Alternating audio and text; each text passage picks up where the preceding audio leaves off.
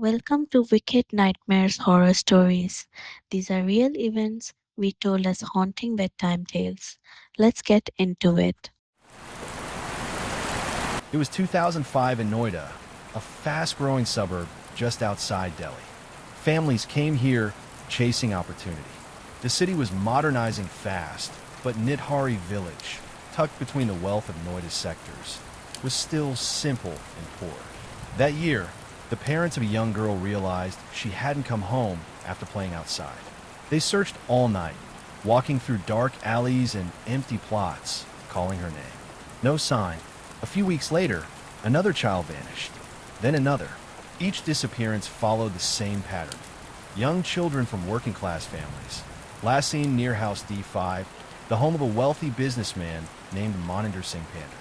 The parents went to the police again and again, but they were brushed off. Your daughter must have run away. She'll come back. But they never did. By the end of 2006, more than 10 children from Nithari had gone missing. Rumors started spreading. Someone was taking them. But who and why? The police ignored it. The parents didn't stop. And then one winter morning, a clogged drain outside D5 gave them the horrifying answer they'd been searching for. When a local worker tried to clear the blockage, he found a small piece of bone tangled in the sludge. Then another, and another. Within hours, police uncovered skulls, bones, and clothing. The remains of children dumped and decomposing in the drain. The truth was worse than anyone could have imagined. Police swarmed the quiet neighborhood of Nithari, sealing off House D5 like a crime scene straight out of a nightmare. The owner, Maninder Singh Pander, was a well-known businessman. He had money, connections, and a spotless image. To everyone who knew him, he was polite, generous, the kind of man who waved to neighbors and hosted parties. His servant, Surinder Kohli, was the complete opposite, shy, quiet, and obedient to the point of invisibility. People barely noticed him. He ran errands, cooked, cleaned, and always followed orders. Nothing about him seemed dangerous. Nothing about this house looked unusual. But as police started digging near the drain where human bones had been discovered, the picture began to change.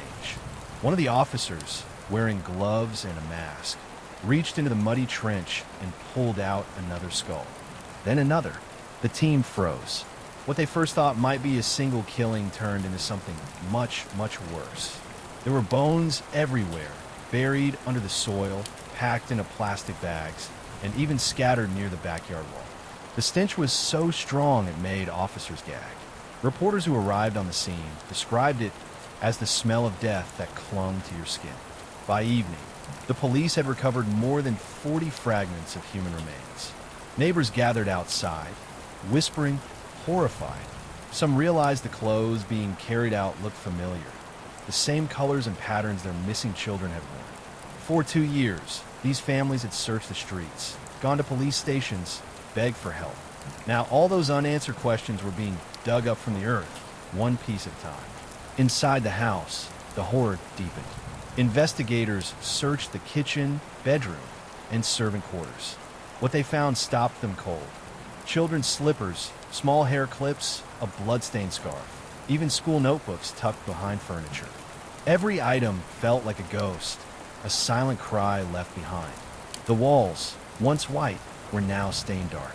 Traces of blood were found near the bathroom drain, and in the servants' small room, officers found tools, knives, cleavers, ropes, carefully cleaned, but not clean enough. It was no longer a mystery. It was a nightmare in plain sight. When police questioned Pander, he appeared calm, even confused. He insisted he had nothing to do with any of it. He said he traveled often, barely spent time at home, and trusted Kohli to take care of the place. But Kohli? He was shaking. He avoided eye contact, mumbling to himself. When officers pressed him harder, his story began to spill out like something from a horror film. He said, "I did it." At first, the police thought he was lying, maybe covering for someone, maybe mentally unstable. But the details he gave, the names, the smells, the way he described what happened, were too precise to ignore. Kohli said he would watch the lane from the gate. When he saw a child alone, usually from poor families small enough to overpower, he would call out, offer them biscuits, candy, sometimes money or work. Come inside, he'd say, I'll give you food. Once they entered, there was no way out. He would take them to the kitchen, where he strangled or hit them until they stopped moving. Then, in a disturbingly calm voice, he described cutting the bodies apart using kitchen tools. Some parts he buried in the backyard. Others, he said, he disposed of in the drain.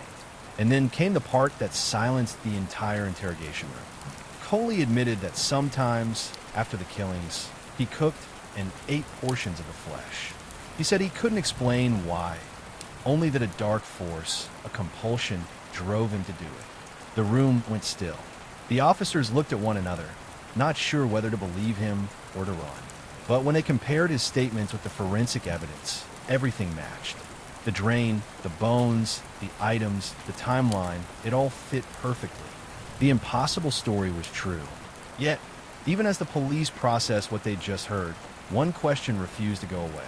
Could one servant really do all this, right under his employer's nose, without being noticed?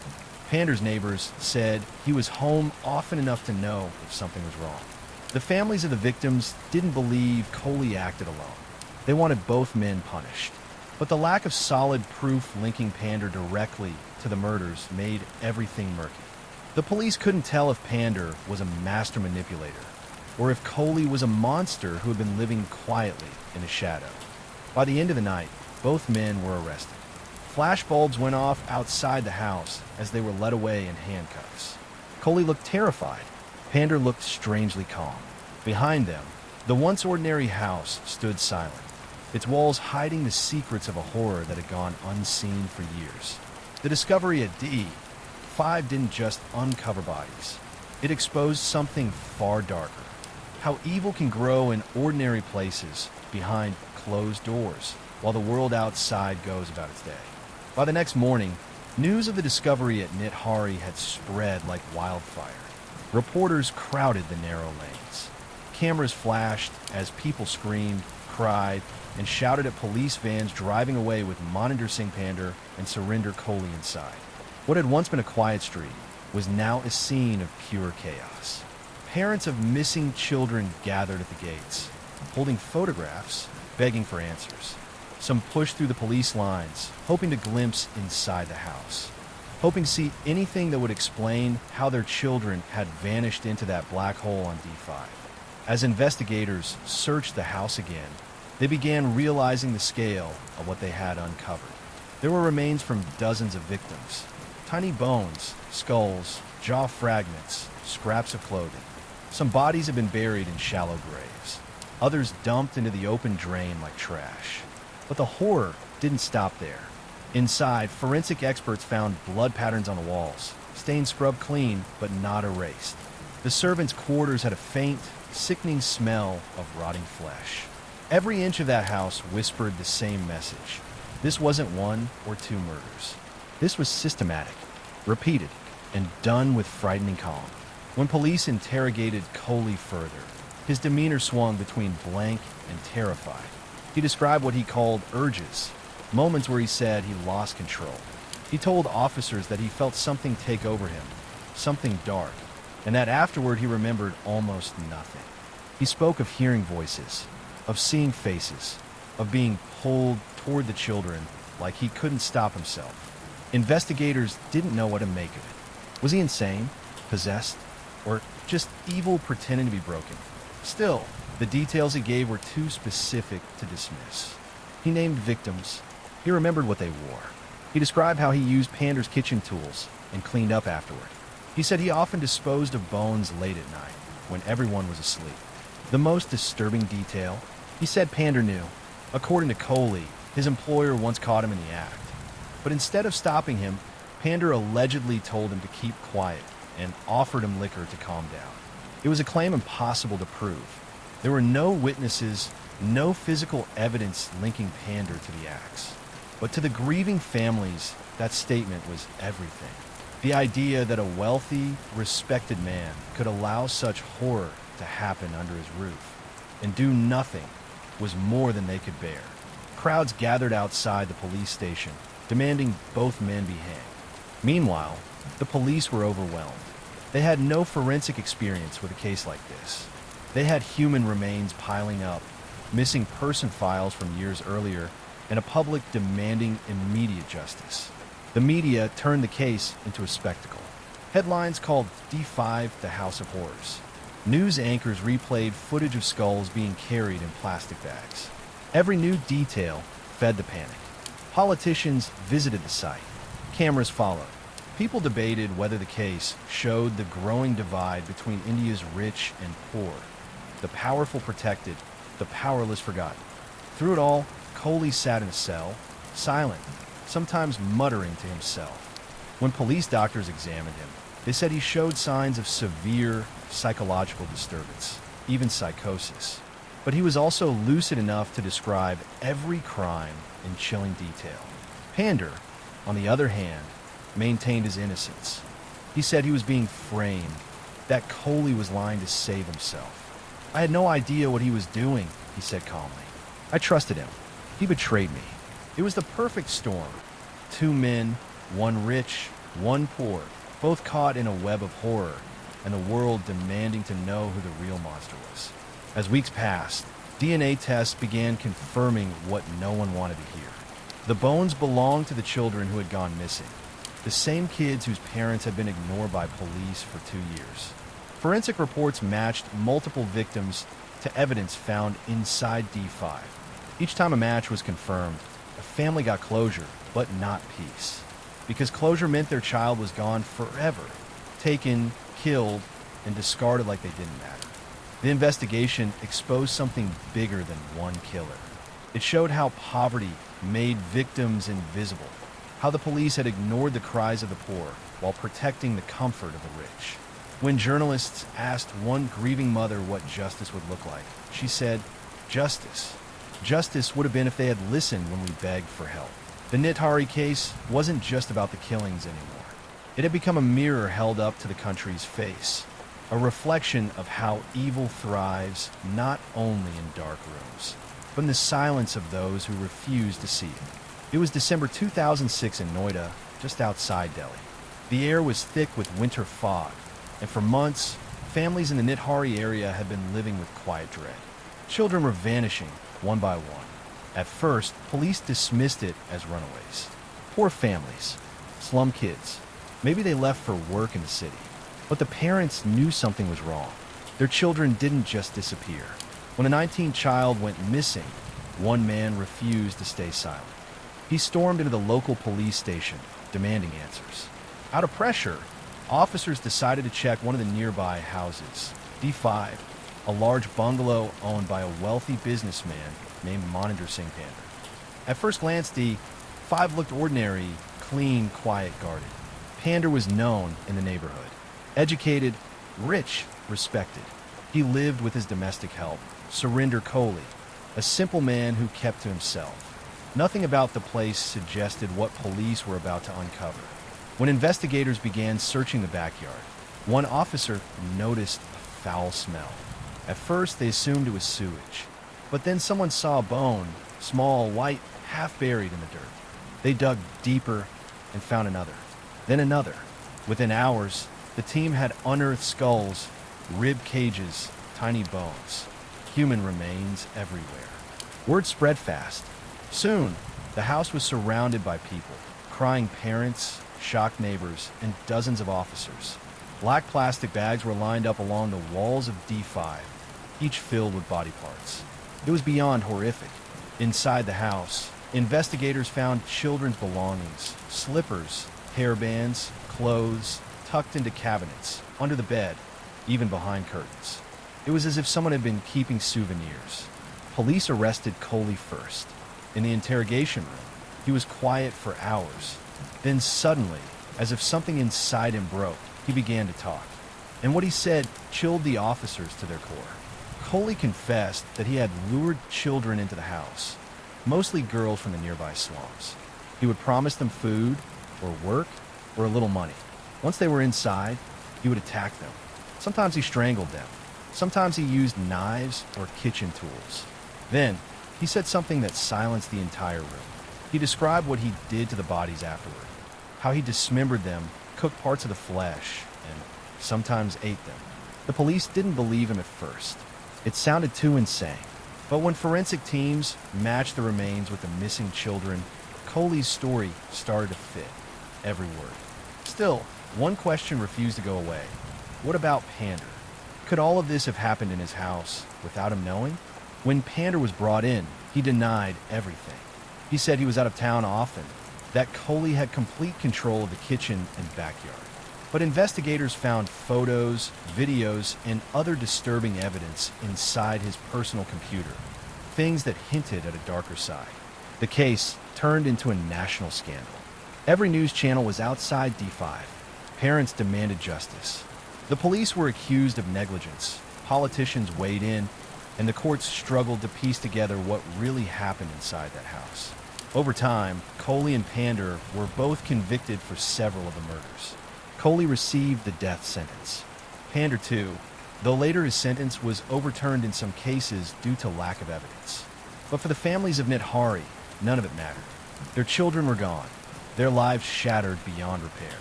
Even today, people in Noida say the name Nithari with unease.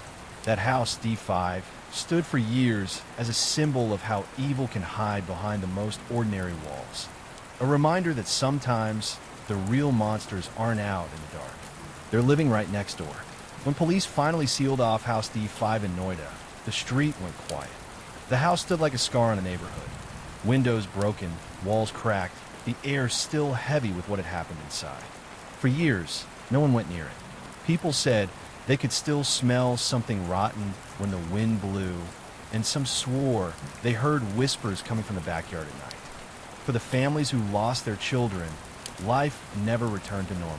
They didn't just lose their sons and daughters, they lost their faith in justice. Even after arrests and trials, the pain didn't fade. The answers never felt complete. The Nithari killings shook India to its core. It wasn't only about the violence, it was about what it exposed. The victims were poor. The people in power ignored them.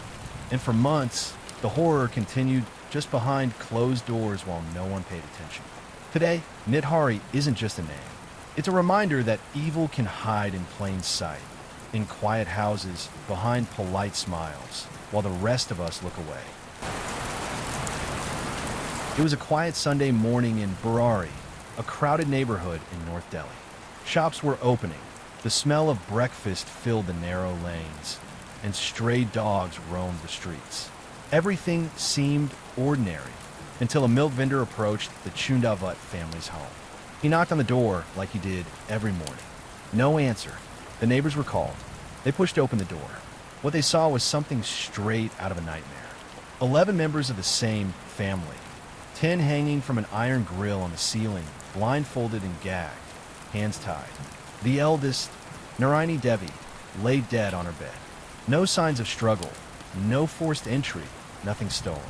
Breakfast remained untouched on the stove. This was a seemingly ordinary family. Neighbors said they were friendly, hardworking, and religious.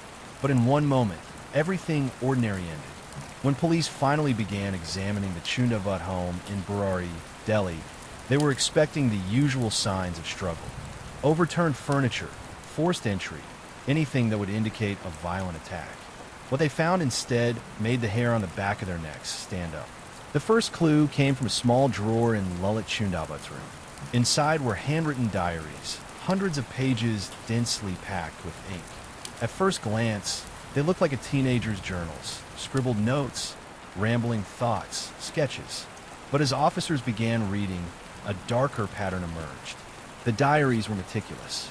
Every day of the past decade seemed documented. They contained instructions on when each family member should wake up, what prayers to recite, when to bathe, what meals to eat, even how to perform minor household tasks. At first, it seemed obsessive but harmless, a strict family routine. Then the instructions began to shift. Lalit's notes described rituals. Daily prayers weren't enough. There were instructions for meditation, for fasting, for performing specific acts in honor of the Father's Spirit. Some pages contained sketches of the family arranged in strange positions, with arrows pointing from one person to another, alongside cryptic phrases aligned with the energy. obey to transcend. Investigators soon realized that these weren't just idle writings. They were commands. Lullett's notes explicitly dictated how the family should act, even in private moments. Miss a step, and the diary warned of consequences: illness, misfortune, or spiritual punishment. As officers pored over the pages, the full scope became horrifying. The family wasn't just following instructions, they were enslaved by them, bound together by an obsessive faith in these writings. Psychologists called it a case of shared psychosis, or folie à famille, a phenomenon in which delusions are transmitted from one dominant person to an entire family. Lullett, as the eldest son and the keeper of these diaries, had become the spiritual authority. But the family's devotion wasn't blind obedience alone, it was terrifyingly voluntary. Each member believed they were participating in a sacred mission, a path that would lead them to salvation, guided by the spirit of their deceased father. The instructions grew more bizarre and extreme over time. Some entries described acts of physical positioning that the family was to perform simultaneously. Others mentioned tying hands, covering eyes, or blindfolding themselves, all purportedly to align with cosmic energies. In several passages, Lullett even indicated that they were meant to hang themselves in the positions depicted in the sketches, claiming it would lead to spiritual purification. Investigators later noted the chilling attention to detail. Lullett had cross-referenced each page, marked the times when rituals should occur, and made contingency plans if someone faltered. The diary wasn't a suggestion. It was a blueprint, a carefully designed plan to bind the family in absolute compliance. What made it even more disturbing was the psychological mechanism at play. Each family member contributed to the ritual. Nobody objected, nobody resisted. Fear, love, faith, and familial loyalty all intertwined, creating a feedback loop of devotion and delusion. They were both participants and prisoners, trapped in a cycle of obedience that escalated slowly, imperceptibly, until there was no turning back. Police found that Lullett's instructions were followed to the letter. Items in the home were arranged as the diary dictated. Certain rooms were locked or kept empty. Prayer mats, incense, and religious icons were placed in precise locations. Even the meals in the kitchen followed the exact dietary rituals he prescribed. It was a house controlled by ink and paper, where every movement, every breath, every minor choice had been dictated. The level of coordination suggested that the family had rehearsed aspects of these rituals repeatedly, not out of coercion, but from genuine belief that compliance was the only way to achieve spiritual alignment. In short, investigators realized something terrifying. This was not a murder-suicide in the conventional sense. There was no outsider, no criminal intent as we normally understand it. The deaths were the culmination of years of psychological manipulation, self-imposed devotion, and obsessive adherence to a delusional system. The most horrifying part? The family likely believed they were doing the right thing. They were convinced that following Lullett's diary to the final act was an act of faith, obedience, and love. By the time police pieced it all together, it was clear that the Chundavat family had been trapped in a self-created psychological prison, orchestrated by one man's writings and sustained by fear, faith, and absolute devotion. The diaries weren't just paper and ink. They were a blueprint for tragedy, a silent killer that had led an entire family to their deaths. Even experts struggled to explain it. How does a family love and obey each other so completely that it leads to hanging themselves together? How does devotion transform into a mechanism of death? And perhaps the most unsettling question of all, how many other tragedies might be silently unfolding, driven by unseen psychological chains? For the police and neighbors alike, the Burari deaths weren't just shocking.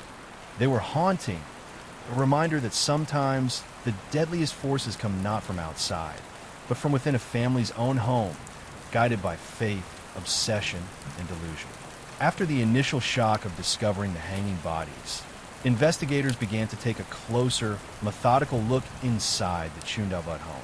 What they found was quiet, almost deceptively normal at first. Swept floors, neatly arranged furniture, rooms that looked lived in, cared for. But the deeper they looked, the more they realized that nothing in this house was ordinary. Every object seemed placed with purpose. Chairs weren't just in their usual spots. Some were pushed slightly forward, some backward, forming subtle patterns that hinted at ritual. Beds were made with almost obsessive precision, and atop them, objects were arranged, small trinkets, photos, even incense sticks positioned at exact angles. The smell of burnt incense lingered in the air, but oddly, it seemed almost ceremonial rather than domestic. In the kitchen, knives were aligned perfectly on the rack, their blades gleaming unnaturally in the light, as though they were waiting for use. Then the diaries were discovered, Lilith Chunavut's notebooks. There were dozens of them, hidden throughout the house, stacked neatly on shelves, tucked in drawers, even placed in corners where they almost blended into the decor. They weren't messy journals or scattered thoughts. They were carefully written blueprints. Pages were densely packed with ink containing dates, cryptic symbols, sketches of figures, and detailed instructions. At first, some entries seemed mundane. Schedules for waking up, instructions for meals, reminders to pray. But as investigators read on, the tone shifted. The notes became commanding, obsessive. Certain passages described rituals in precise detail, assigning roles to each family member. There were instructions on tying hands, blindfolding eyes, and arranging bodies in positions that eerily mirrored the sketches Lilith had drawn. Some passages even referenced deceased family members, implying their spirits were guiding these rituals from beyond. It quickly became clear that this was not the act of one disturbed individual. This was a family operating as a single organism, each member participating willingly. There was no coercion in the conventional sense, no threats, no visible force. Every adult and child had internalized the rules, rehearsed them, and participated voluntarily. Psychologists called it folie à famille, a rare phenomenon where a shared delusion spreads and dominates an entire family. Lilith's diaries had effectively become sacred scripture. To question them, or disobey, even slightly, was unthinkable. The instructions dictated every aspect of daily life, not just prayers and routines, but interactions, posture, silence, and obedience. Other discoveries deepen the horror. The diaries contained warnings for failure, subtle but terrifying suggestions that disobedience could bring misfortune, illness, or spiritual damnation. Pages describe the exact positioning of each person during rituals, including hand placements, eye coverings, and the timing of movements. Some notes even provided instructions for rehearsals, as though the family was preparing for a final, coordinated act. Investigators realized this home was controlled entirely by obsession and faith, a space where devotion had replaced reason. Every movement, every decision, every small action had been dictated by ink and paper. There were no intruders, no enemies, no external forces. The danger was internal, generated by the family's shared belief in the authority of these rituals. Police struggled to comprehend how a family so seemingly ordinary, respected, and loving could orchestrate such a meticulously planned collective death. The rituals had not been spontaneous. They had been perfected over months, possibly years. Everything, from meal times to sleeping arrangements to hand placements, had been choreographed to align with Lilith's vision. As experts examined the house, they noted a frightening consistency. Every diary entry had been followed with near-perfect precision. Objects were placed exactly where the notes had indicated. Rooms were arranged to match Lilith's sketches. Meals, prayers, even the positioning of incense sticks had been executed with almost ritualistic precision. This was not madness and chaos. It was a structured collective devotion, one that had escalated into the ultimate act. The question haunting police and psychologists alike was simple, yet terrifying. How does a family love each other so completely that it leads to hanging themselves together? How does faith, grief, and psychological obsession merge into a force strong enough to override the basic human instinct for survival? The answer emerged slowly. The Chundavats were trapped in a psychological system of their own making, governed by the authority of Lalit's diaries. These weren't suggestions or even strong recommendations. They were absolute rules, sacred and unchallengeable. For the family, following them was an act of devotion, love, and obedience, and ultimately, it became a blueprint for their deaths. The diaries weren't just ink on paper. They were a mechanism of control, a silent killer that shaped every movement and every thought within the household. The tragedy of Burari wasn't simply that the family died. It was that their deaths were the culmination of years of shared delusion, careful preparation, and blind devotion. A horror that unfolded entirely within the walls of their own home. For investigators, the Burari deaths were more than a crime scene. They were a chilling reminder that sometimes the deadliest forces are invisible. They live not in strangers lurking in the dark, but in faith turned obsessive, in devotion twisted into ritual, in the quiet obedience of those we think we know best. And for Delhi, and for India, the house of Burari would forever stand as a silent warning. That horror can grow slowly, unnoticed, inside the very homes we trust, until one day, it consumes everything. Once the initial shock subsided, the real work began. Police and forensic teams had to piece together how 10 people had ended up hanging in perfect alignment, while the eldest family member lay dead in another room. Every detail mattered. Every inch of the walls, every object in the house, every page of Lalit's diaries. The scene was methodical, almost sterile in its horror. Nothing seemed out of place, except for the unimaginable reality that 10 lives had ended together at the hands of their own devotion. Forensic experts noted the precision of the hangings. The ropes were tied uniformly. Knots were similar, and the height and positioning of the bodies suggested careful rehearsal. There were no signs of struggle, no bruises beyond those caused by asphyxiation, no evidence that anyone had resisted. Investigators began to interview neighbors and extended family. Many reported subtle warning signs in the months leading up to the tragedy.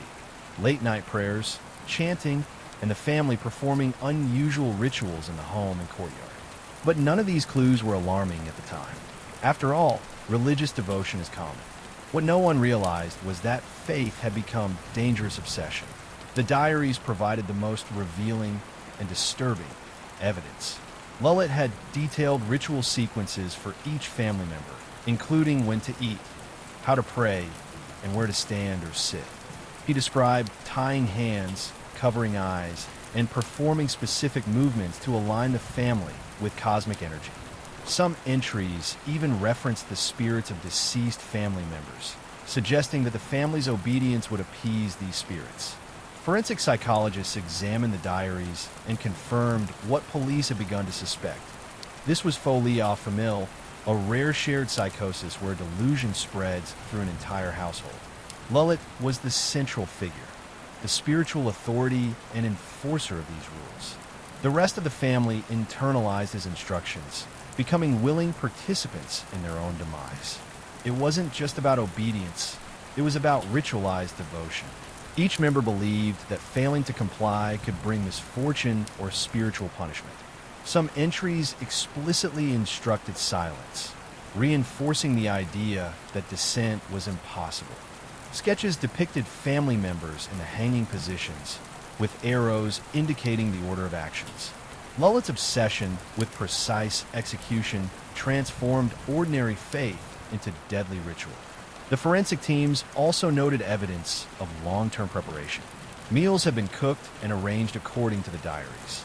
Furniture had been moved or adjusted subtly to create the correct alignment for the ritual. Even the positioning of incense and religious icons adhered to Lalit's instructions. Every detail in the home suggested that the family had rehearsed this act repeatedly, turning their devotion into choreography and ultimately into death. The investigation revealed a grim psychological dynamic. Lalit's influence was absolute, but the family wasn't coerced through fear alone. They were motivated by faith, love, and shared belief. Their participation was voluntary in the deepest sense, a terrifying example of how devotion can override basic survival instincts. Experts explained that the family likely experienced what is known as psychological contagion, where delusions spread through close-knit groups, especially under grief, isolation, or extreme emotional dependency. In this case, the loss of their father years earlier may have amplified Lullett's perceived authority, turning family loyalty and grief into blind obedience. For police, the question remained, how could a family of 11, all seemingly normal and respected, plan and execute their deaths so meticulously? The answer lay not in malice or violence, but in a system of control that had taken over their minds. The house itself had become a stage for the ritual, and the family's lives were nothing more than actors following a script written in Lullett's diaries. Even as investigators documented every corner of the house, every rope, and every page of the notebooks, one chilling fact stood out. This horror was entirely self-contained. There were no external perpetrators, no criminals. The family's devotion, obsession, and shared delusion had created a perfectly executed tragedy from within, a deadly system that required no outside interference. By the end of the investigation, it was clear that the Burari deaths were not just a crime scene. They were a window into the darkest corners of human psychology. Faith, when twisted by obsession and reinforced through shared delusion, had the power to consume an entire family. The Chundavats didn't just die together. They died following a blueprint of devotion, crafted and enforced by one son's obsession. And for Delhi, and for India, the Burari house became a chilling reminder. Horror doesn't always come from outside. Sometimes it grows slowly, silently, in the homes we trust, nurtured by love, belief, and obsession, until one day, it reaches its devastating climax. As the investigation delved deeper into the Chundavat household, it became clear that what had happened in Burari was far more than a tragic death. It was a meticulously orchestrated psychological catastrophe, one that had been years in the making. Lullet Chundavat had not merely created routines or rules for his family. He had constructed a complete mental framework that dictated every movement, every thought, every interaction inside the home. The diaries revealed the astonishing extent of this control. Lullet's notes covered not only daily routines, waking, eating, praying, cleaning, but also interactions between family members, gestures, even minor personal habits. The pages were dense with instructions: how to fold hands, where to stand during prayers, when to speak, when to remain silent, and even the exact position of objects in the home. Every action had been choreographed to align with what Lullet described as spiritual harmony and the guidance of their deceased patriarch. Investigators noted the precision and obsession in every entry. Some rituals included tying hands behind backs or covering eyes while performing prayers. Other instructions involved forming specific patterns in the courtyard or arranging rooms to mirror diagrams Lullet had drawn. He documented everything, down to the timing of incense burning, the placement of religious icons, and even the spacing of chairs. Each task reinforced the family's obedience and commitment to the system he had created. Psychologists who studied the case described it as folie à famille, a rare type of shared psychosis in which delusions spread and dominate a family unit. Lullet was clearly the dominant figure, the spiritual authority, and the rest of the family had internalized his beliefs so completely that they were willing participants in their own demise.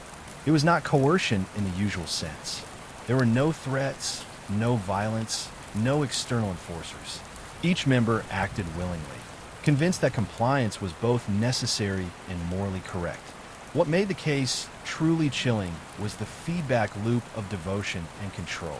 Lullet's authority reinforced the family's belief, which in turn strengthened his dominance.